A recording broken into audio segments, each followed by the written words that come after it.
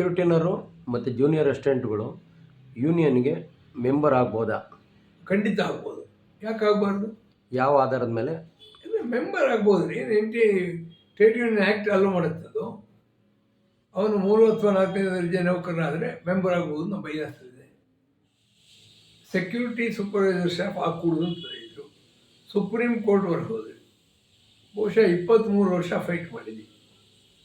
High court 2 bench, supreme court.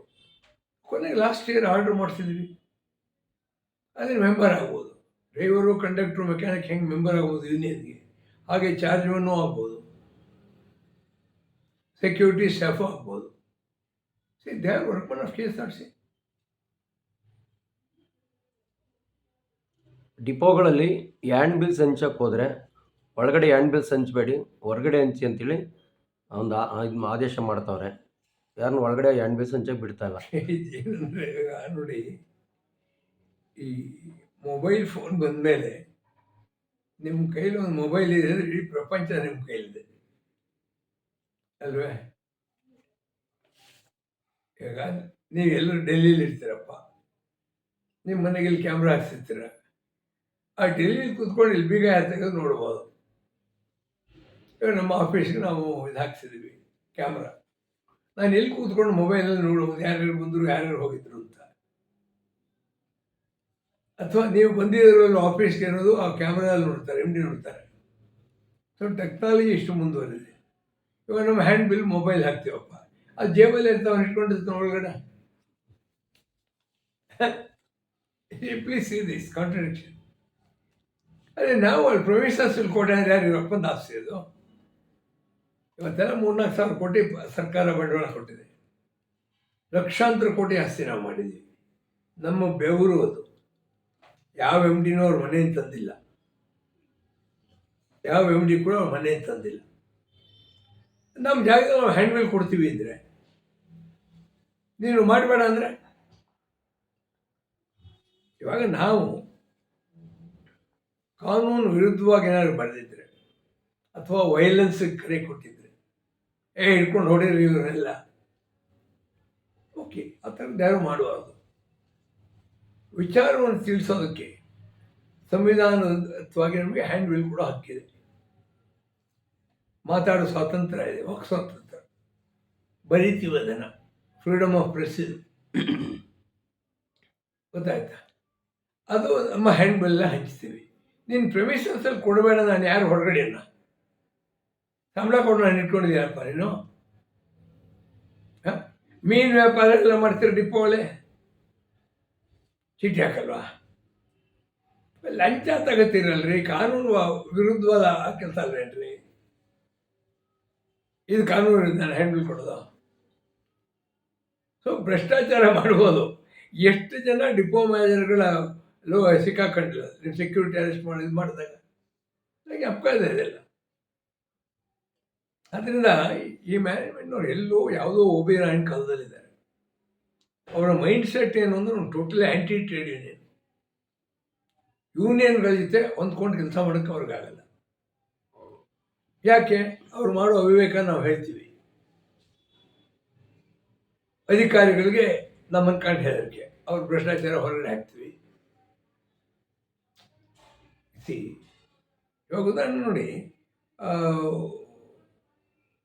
ಯಾವುದು ಪೀಣ್ಯ ಡಿಪೋನಲ್ಲಿ ಯಾರೋ ಕೆಲವರು ಹೋಗಿ ಡ್ಯೂಟಿಲಿ ಇರೋರು ಕೊಡೋದ್ರಲ್ಲಿ ಟ್ರೆಸ್ ಪಾಸ್ ಕೇಸ್ ಹಾಕ್ಬೋದಾಗಿತ್ತು. BTS ಪೀಣ್ಯ ಡಿಪೋ ಅಷ್ಟೊಂದು ಜನ ಅಧಿಕಾರಿಗಳಿದ್ದಾರೆ, ಏನು ಮಾಡ್ತಾರೆ ಅವರು? ಯಾಕೆ ನೀವು ಕೇಸ್ ಹಾಕಿಲ್ಲ ಅವ್ರ ಮೇಲೆ? ಯಾರು ಬಂದು ನಿಮ್ಮ ಸ್ಟಾಫ್ಗಳು ಅವೇ ಪರಿ ಸೆಕ್ಯೂರಿಟಿನ ಸಸ್ಪೆಂಡ್ ಮಾಡಿದೆ. ಏನು ಅವ್ರಿಗೇನು ರೈಫಲ್ ಕೊಟ್ಟಿದ್ದೀರಿ ನಾವು? ರಿವಾಲ್ವರ್ ಇದೆಯಾ ಹತ್ರ? ಯಾರೋ 5-6 ಜನ ಗುಂಡಾಗಳು ಹೋಗಿ ಡಿಪೋ ಒಳಗಡೆ ಆಟೋ ತೊಗೊಂಡು ಹೋಗಿ ಹೊಡೆದ್ರೆ ಇದು ಹೆಂಗೆ ಅಂದರೆ, ದ್ರೌಪದಿ ವಸ್ತ್ರಾಭರಣ ಆದಾಗ ಎಲ್ಲ ನೋಡ್ತಾ ಇದ್ರಂತೆ ದುರ್ಯೋಧನ ಆಸ್ಥಾನದಲ್ಲಿ, ಭೀಷ್ಮ ದ್ರೋಣರು ಅದೇ ಹಾಗೆ. ನಿಮ್ಮ ಡಿಪೋಗೆ ಬಂದು ನಿಮ್ಮ ಸ್ಟಾಫ್ಗೆ ಯಾರು ಬೇಕಾದ್ರೂ ಹೊಡಿಬೋದು, ನೀವು ಪೊಲೀಸ್ ಕೇಸ್ ಮಾಡೋದು. ಅಂದರೆ ಯಾರು ಒತ್ತಡ ಇದೆ ನಿಮ್ಮ ಮೇಲೆ? ನೀವು ಕಾನೂನು ತಲೆಬಾಗಿದ್ದೀರಾ?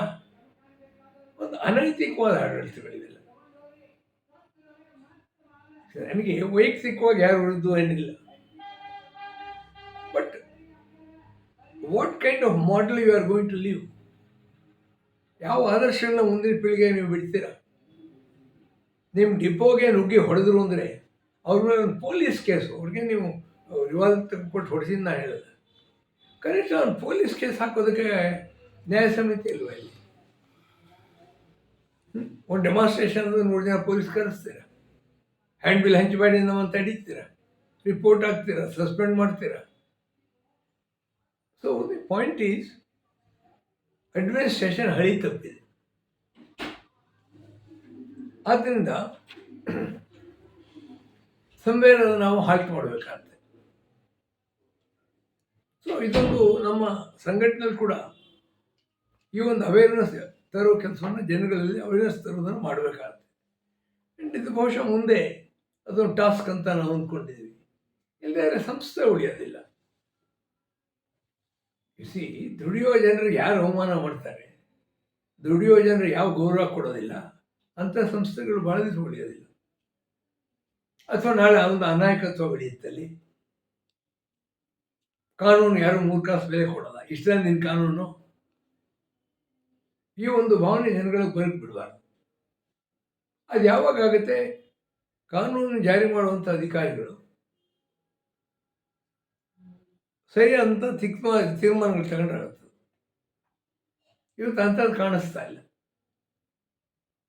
ಸೊ ಆ ಕಡೆಗೆ ನಮ್ಮ ಚಳವಳಿ ಹೆಚ್ಚಿನ ಗಮನ ಕೊಡಬೇಕು ಅನ್ನೋದು ನನ್ನ ಸ್ಪಷ್ಟವಾದಂಥ ಒಂದು ಅಭಿಪ್ರಾಯ. ಇದನ್ನು ಸಾಫ್ಟಾಗಿ ಡೀಲ್ ಮಾಡೋದು ಯಾರು? ಭ್ರಷ್ಟಾಚಾರ ವಿರೋಧಿ ಹೋರಾಟ ಏನಿದೆ ಅದು, ಮತ್ತು ನಮ್ಮ ಹಕ್ಕುಗಳನ್ನ ಜಾರಿ ಮಾಡಿಸೋದು, ಅದರ ಬಗ್ಗೆ ಯಾವುದೇ ಕಾಂಪ್ರಮೈಸ್ ಇರಬಾರ್ದು. We should fight. ಸಂವಿಧಾನದ ಹೋರಾಟಕ್ಕೆ ತಪ್ಪೇನು? ಅದನ್ನು ಮಾಡದೆ ನಾವು ಕರ್ತವ್ಯದಿಂದ ವಿಮುಖರಾಗದಂಗೆ ಆಗ್ತದೆ.